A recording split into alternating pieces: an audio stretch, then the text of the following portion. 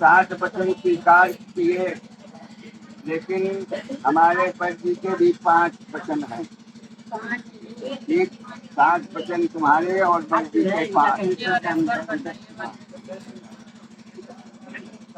विवाह संस्कार के बाद विवाह संस्कार के पश्चात पत्नी पति की अर्धांगिनी हो जाती है। पति का एक कर्तव्य है, एक धर्म है, पत्नी की सात पत्नी जो है पत्नी की सातों वचनों को स्वीकार करनी। और पति को जब पत्नी की पत्नी के जो 7 वचन स्वीकार हो गए तो पति भी जो है पत्नी से कहता है देखिए हमने तुम्हारे 7 वचनों को स्वीकार किए हैं, अब तुम्हें हमारे 5 वचनों को स्वीकार करना है। 5 वचन कौन कौन से हैं?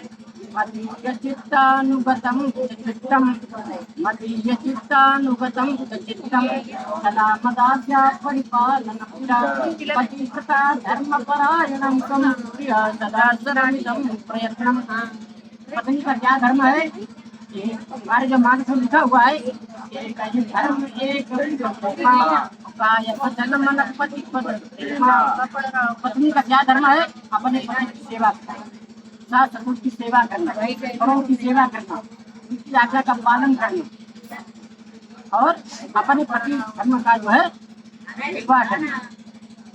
ऐसा बताया गया है शास्त्रों में, हमारे जो है बताया गया है पत्नी की क्या धर्म है।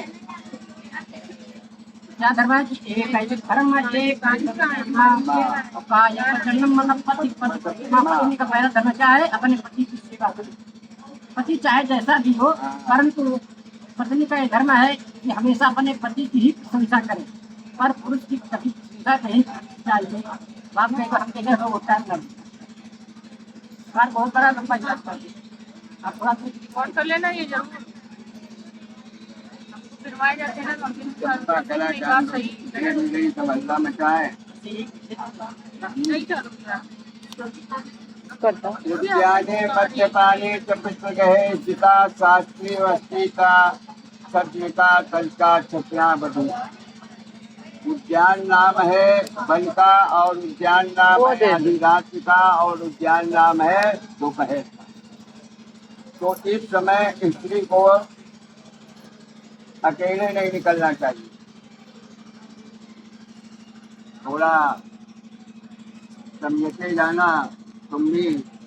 कारण ये है कि 7 वचन तो पार्वती जी ने भगवान शंकर से मांग लिए, लेकिन 5 वचन में भी पार्वती जी बहुत चालाक थी, ठीक है।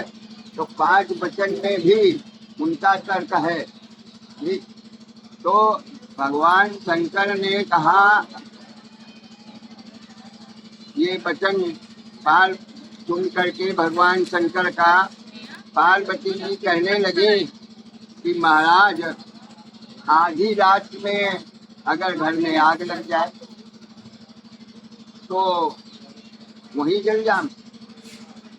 तो इस पर हमारे अनुज जी का कहना है कि आपत्ति काले मर्यादा नास्ति, आपत्ति के समय में प्राण बचाने के लिए निकल जावे, परंतु बार बार नहीं। फिर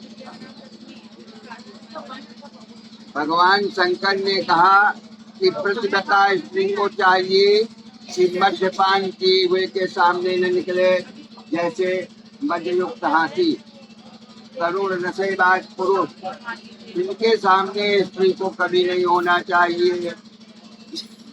तब पार्वती जी फिर बोल पड़ी, महाराज जिस समय स्त्री हाथी का पूजन सन्मुख होकर के करती है, तो भगवान शंकर ने कहा कि जिस दिन पूजन होता है उस दिन करती है, लेकिन बार बार महालक्ष्मी की पूजा होती है, वही स्त्रियाँ करती हैं।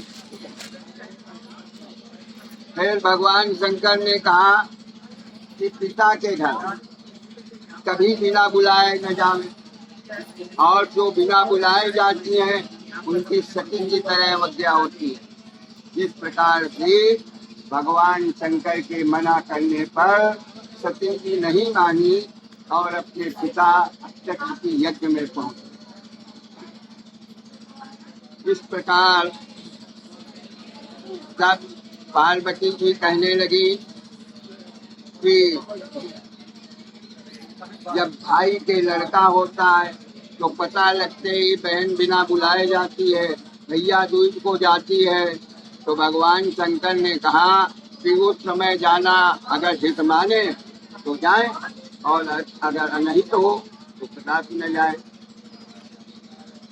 तब फिर शंकर जी ने कहा कि स्त्री को चाहिए सर्वदा अपने पति की प्रशंसा करें, दूसरे के पति के चाहे अच्छे वस्त्र पहने हो, तुम्हारे पति के चाहे फटे वस्त्र हो, लेकिन अपने पति के ही वस्त्र की प्रशंसा करें।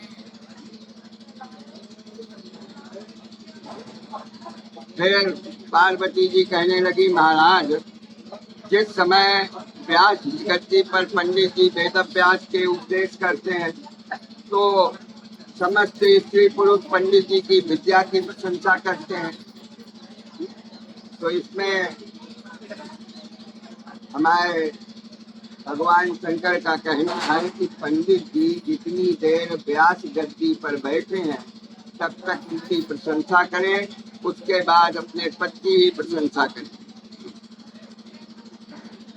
फिर पार्वती जी कहने लगी, हाँ, शंकर जी बोले कि स्त्री को चाहिए कि अपने पति के फटे कपड़े वस्त्र हो, औरों के पर सुंदर वस्त्र पहने हो, तब भी अपने पति की वस्त्रों की प्रशंसा करें।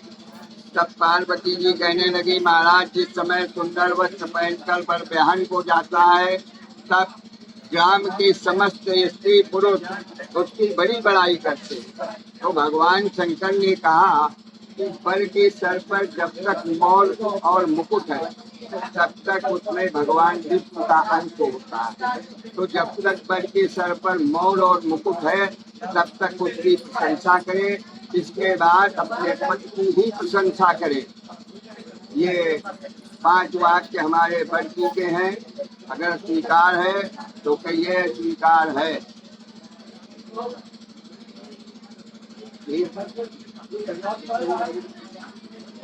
चलो भैया, स्वीकार हो गए सबके। चलो पैर रखो देना घोड़े पे।